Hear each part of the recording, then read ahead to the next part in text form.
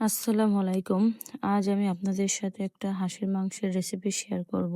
যাদের হাঁসের মাংস মজা হয় না কিংবা রান্নার পরেও গন্ধ থেকে যায়, তারা আজকের এই রেসিপিটি ট্রাই করে দেখতে পারেন। আমি যেইভাবে উপকরণগুলো দিয়েছি ঠিক সেইভাবে রান্না করলে ইনশাল্লাহ যে খেতে পারেন অবশ্যই খেতে পারেন। চলে যাচ্ছি মূল রান্নাতে। আমি সব উপকরণগুলো রেডি করে নিয়েছি। এরপর কড়াইতে হাঁসের মাংসগুলো দিয়ে দিচ্ছি। এরপর তেজপাতা, গরম মশলা দিয়ে দিলাম, পেঁয়াজ কুচি দিয়ে দেবো।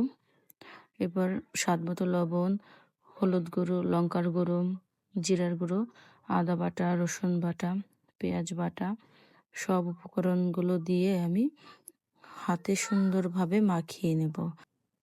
আমি মাংসটাকে এমনভাবে মাখাবো যে মাংসের মধ্যে মশলাগুলো একদম সুন্দরভাবে ঢুকে যায়।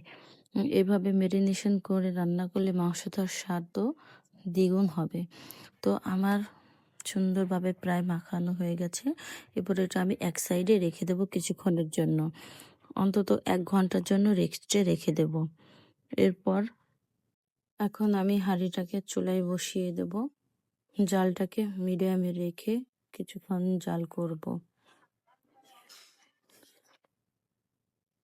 তো আমার বাসায় কিছু ছোলা ছিল, এটা হচ্ছে আফগানি ছোলা।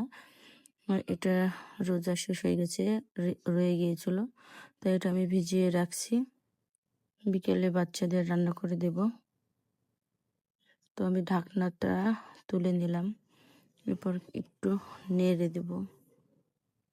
এইভাবে সুন্দরভাবে নেড়ে চেড়ে আবার ঢাকনা দিয়ে রেখে দেব। এই হাঁসের মাংসটা খেতে আমার কাছে খুবই ভালো লাগে। আপনারা যে খাননি এখনো, এইভাবে রান্না করে খেলে এক নিমেষেই 1 প্লেট ভাত শেষ হয়ে যাবে। তো আমি আরো কিছুক্ষণ নেড়ে দিচ্ছি। এভাবে মাংসটাকে সুন্দরভাবে সময় নিয়ে কষাতে হবে। মাংসটা যত সুন্দরভাবে কষানো হবে এর স্বাদটাও তত ভালো হবে। তো আজকের বাহিরের আবহাওয়াটাও খুব ভালো, বৃষ্টিও নাই, রোদও নাই, গরমও কম, খেতে খুবই ভালো লাগবে। তো আমি ঢাকনাটা তুলে নিচ্ছি, মাংসটা প্রায় কষানো হয়ে গেছে। এরপর গরম পানি অ্যাড করে দেব, পরিমাণ মতো গরম পানি দিয়ে দিলাম। এরপর আরও কিছুক্ষণ জাল করে নেব। তো এরপর আবারও ঢাকনা দিয়ে ঢেকে আরও কিছুক্ষণ জাল করে নেব। তো ফাইনালি হয়ে গেছে আমার মজাদার হাঁসের মাংস ভুনা। তো এখন পরিবেশন করে দেখাচ্ছি। তো ভিডিওটি যদি ভালো লেগে থাকে লাইক, কমেন্ট, শেয়ার দিয়ে আমার পাশেই থাকবেন। দেখা হবে অন্য কোনো রেসিপি নিয়ে। ভালো থাকবেন সবাই। আল্লাহ হাফেজ।